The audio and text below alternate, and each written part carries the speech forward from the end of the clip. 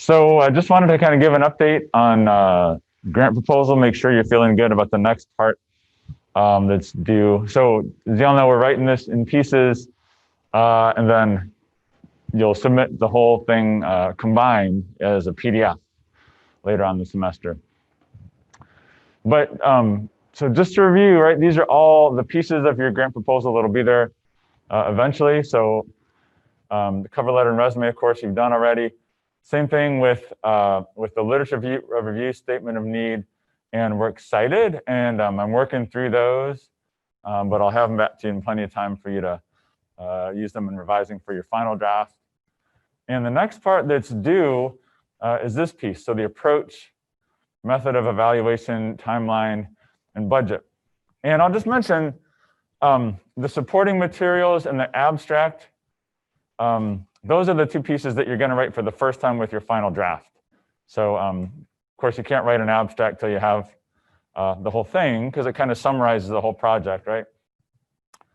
And supporting materials, you can kind of add as you see fit. But maybe before we go into this next piece that's due, any questions about what the supporting materials are referring to there? Feeling good about that? So what in general are the supporting materials? And how would we describe that piece?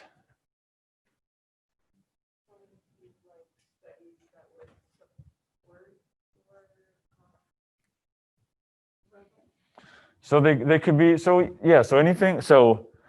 anything that doesn't fit in these sections that supports your proposal. And so studies that support it, you might be able to integrate into your literature review, but maybe not. Maybe there are some sources that you weren't able to incorporate into here that you want the reviewers to know that you're familiar with, for example. So that could be one example. There's something that is relevant to your project that you didn't bring into here. Could include that. Yeah, Jade.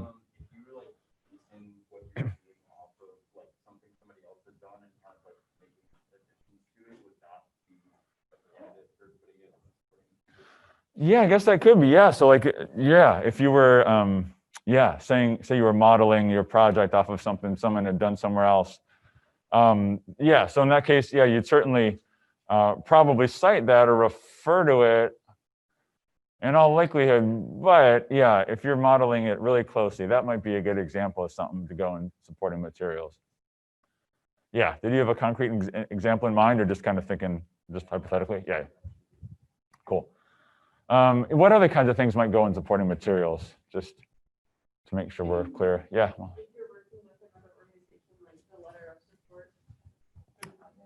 Yeah, definitely. So, right, if you're proposing a partnership with an organization, or just work that is like under the jurisdiction of another organization, like if you wanted to do something on the Forest Service land, you need permission from them. If you wanted to use UNCA resources, so yeah, exactly. Anybody that your organization you're thinking of partnering with, a letter of support. And just to remind y'all, I don't need you to write up like a bunch of fake letters and support. Just kind of list like the supporting materials you would like to have in your project. Anything else comes to mind? So letters of support. Yeah, if there's an example of a project that was really similar to yours, that might make sense. Yeah, if there was background information that didn't fit into here, you could add that in there. Anything else that comes to mind? I guess one thing we talked about, and this, you could certainly put on your resume, but yeah, if you had any kind of like certifications or licenses that you couldn't do the project without, you could include those too. Cool. Any other thoughts or questions on what supporting materials would look like in a grant proposal? All right, awesome. And so this is the part that's due next, and I have a little example that we can read over, but just kind of wanted to touch base on what we're looking for here. So the approach is the piece that lays out what you're going to do, right? It's literally a description. Those of y'all that have written scientific papers, if you're writing a proposal for a scientific study, it's kind of like what your materials and methods would be like. Like it's what your what you're proposing to do, kind of step by step. And again, you want to provide as much detail as necessary. And in general, the more detail you provide, the more you're showing the review board that you're familiar with this process, right? So, you know, if you're proposing a research activity and the reviewer is familiar with that topic, they want to make sure that you have all the pieces in there. That said, I think with any grant proposal, there's ambiguity and there is flexibility. So, you know, the approach in your grant proposal is never written with as much detail as your materials and methods in a scientific paper would be. It's generally a little more broad, like with the stuff we were doing in Nepal, like we just said that we were going to go to these sites that have been previously sampled and use the methods that were used to previously sample them. But then in the paper, you need to say, you know, what kind of nets you used, how many times you pulled them, which locations. So this is definitely going to be a little broader kind of like view from 40,000 feet of your project, more than like, you know, step by step everything that you're going to do. And so there's really not a whole lot else to say on that, except give as much description as you feel like the reviewer needs to see if it's a good project, right? I think in general, more detail is better, but I don't expect y'all to have necessarily all the details of your project worked out, because I know a lot of y'all are proposing things that's kind of new to you, which is great. That's what I kind of want this project to be about, like pick something cool that you're interested in. But yeah, if you read over it and you're like, huh, like I didn't really go into much detail about how I plan on building my partnership with this organization, you know, like maybe just, you know, as you read it over, if you see areas that you can provide more detail in, do that. Now, I know that's pretty vague, but y'all have lots of different kinds of projects. Questions about writing this part? Anything that comes to mind right now? So this is the batch that's due in next class. Yeah, and so yeah, that's all on it's on the syllabus. Yeah, so this is the batch that's due in next class. Yeah, and that's the last chunk that you'll be. And so you'll bring that in, and again, we'll do the peer review. So be sure to bring in 3 copies of it. And does anybody have this? So I think you're forcing me to think more than one day ahead. Yes, absolutely. Actually, just look at this, but my short-term memory is so bad, you guys. I mean, it's bad. Yeah, I suppose we could ask, and who is presenting on the 28th? Yes. Sorry, I know, right? One day at a time. That's our life now. Yeah, so the next day, but look at the right side. After that week, proposal, check. Seminar done, check. So you can move on. So yeah, yourself and Allie will be presenting to us. Yeah, so indeed. Good question, good question. Do y'all use Google Calendar with like weekly reminders? Man, I would be so lost without that.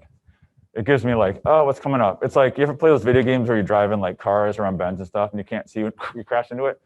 But there's also the view, I don't play video games, but this analogy has popped in my head, and I'll get to just in 1 second later. But like, then there's a view and there's up way high above and you see what's going on, and you can see what's coming before you crash into it. To me, that's like Google Calendar with like weekly reminders, because otherwise like I would be constantly crashing into things. Not that I'm not already, but I crash into things less, maybe, or like less hard than I would have otherwise. So yeah, Alita. Can you put this presentation on the Moodle? Because I find that I come to class, you tell me how to do things, and then a few days later, I've forgotten it all. Oh, yeah. And then I go back, and I'm like, how do I do it? So I'll put this on the YouTube. I guess I could put the PowerPoint on Moodle too. I'll definitely be putting the video on YouTube, which will have everything I say as well. Do you want me to put the PowerPoint on Moodle as well, or is the thing on YouTube? Okay. Okay. It won't have all the stuff I say though. Okay. All right. I can do that as well. Cool. All right. Awesome. Yeah, so that's what's coming up next week. We're going to be shifting gears again, kind of back into the seminar, hashtag seminar life. We're going to be going back into that.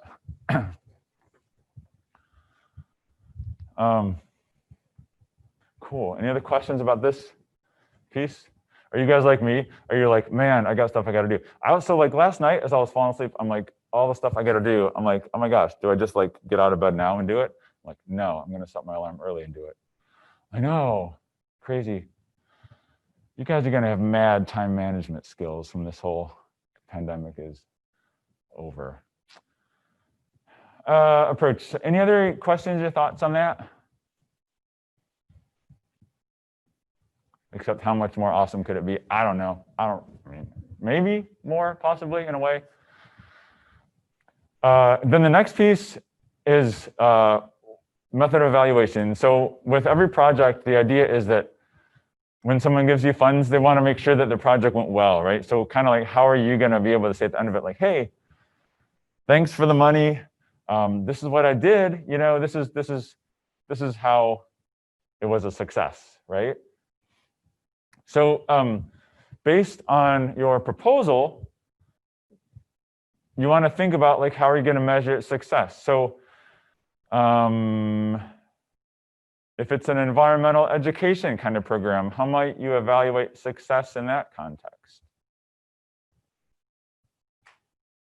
Any thoughts? Say that again? Oh, do like a before after kind? Yeah, so right, yeah, you could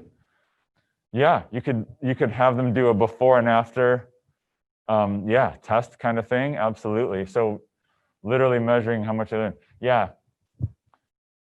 So you can definitely do that. And then I guess I was even thinking more broadly, just like list of how many kids came too. But that, I mean, but yeah, that you could do as well. So you could do before after surveys, and that might take a little bit of expertise. But that's a great idea though. Yeah.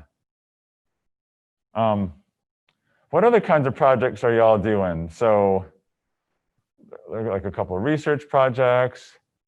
How would you evaluate whether your research project was successful or not? Let's say, let's just say I'm planning a project to look at, I don't know, which sugar maples turn color fastest. And I don't know, I think that it's related to the, something. We were talking about this. We went for a hike up to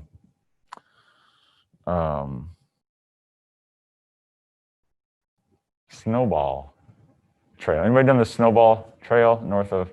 Oh, yeah, it's pretty nice. Okay, anyway, but yeah, trees all change on one side of the ridge, not on the other. It's interesting. So I want to know, like, is there a relationship between like sunlight intensity and the time that like leaves change? Like how would I be able to come back and be like, hey, this research project was successful? Like, how would you measure that? Any thoughts? Mm-hmm.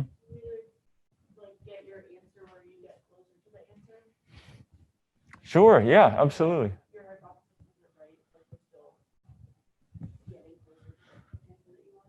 Yeah, and super good point. Like it doesn't have to be that what you thought was happening, but it's just that, yeah, you've tested your hypothesis, you've concluded that. Yeah, because really the objective of any study is just to test a hypothesis, and so you can say, collected all this data, this is what I learned. Yeah, that kind of thing, right?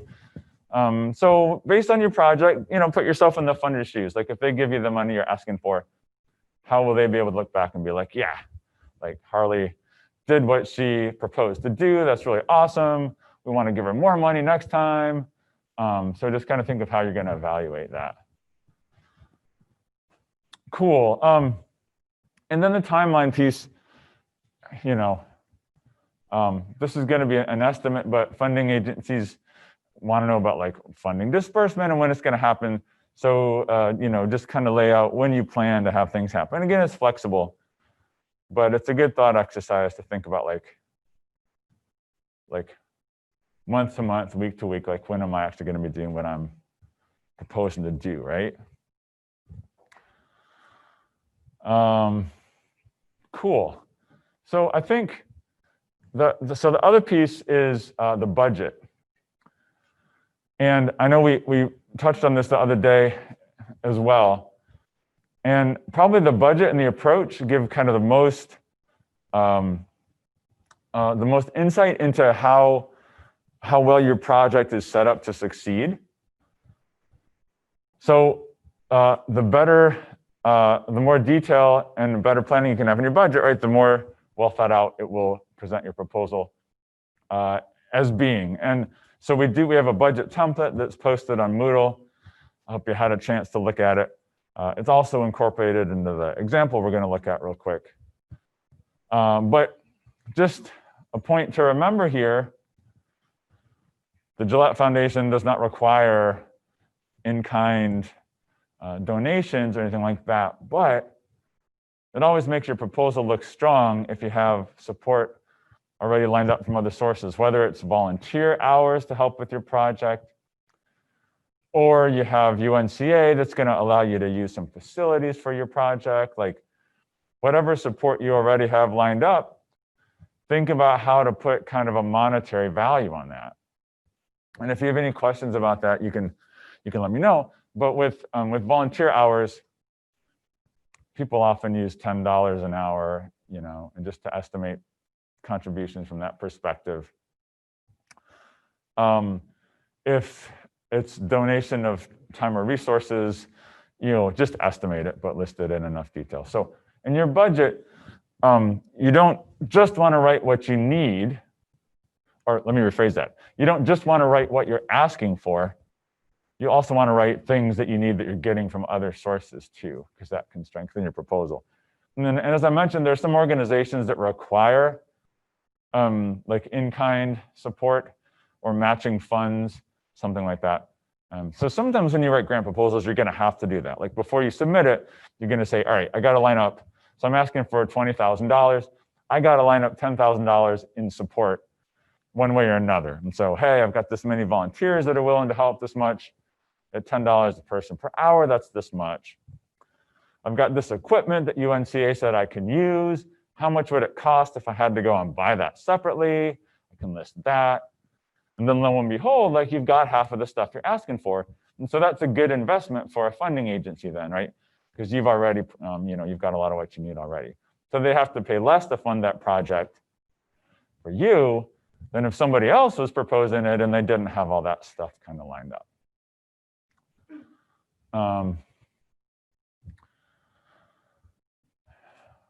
So again, we have an example here that might give a little more concrete example, but questions or thoughts on the budget right now? Okay. Cool. And I know we talked about these the other day too, but just as you're looking over your budget, again, if it were me, when I do my first draft, I just do whatever's in my head. Whatever's in my head, just get it out there. But then as you review that and get ready to hand in, think about these things, right? Are we able to accomplish it with the budget? That's a red flag, right? If someone's proposing a project, but they're not really asking for enough money to be able to do it completely, because then that could end badly. I don't really expect y'all to have a good handle on the market, but if you just find an estimate online for the things you're buying, I mean, that's fine. Is it consistent, right? So are you asking for everything that you need to do what you're asking to do? And then you'll notice on our budget template, there's a little line in there for like the purpose of the item. So just a quick little note there so that there's no ambiguity about like, well, why do you need an electrofisher for your community agriculture project? Well, it's because you're encouraging people to come and participate because you're offering to take them electrofishing afterwards, and then they'll come and help you in the garden. So it makes perfect sense. But other person might look at that proposal and be like, you don't need an electrofisher to build a community, but they don't know that it's a useful part of any project. They also don't know that one of the downsides of the pandemic is you can't see if anybody's smiling. So when you tell a joke, you have no idea if people are like talking to themselves or they're just like, is he done with this joke yet? Okay. All right. Cool. Yeah, and then supporting materials we talked about a little bit. I don't need to chat anymore about that.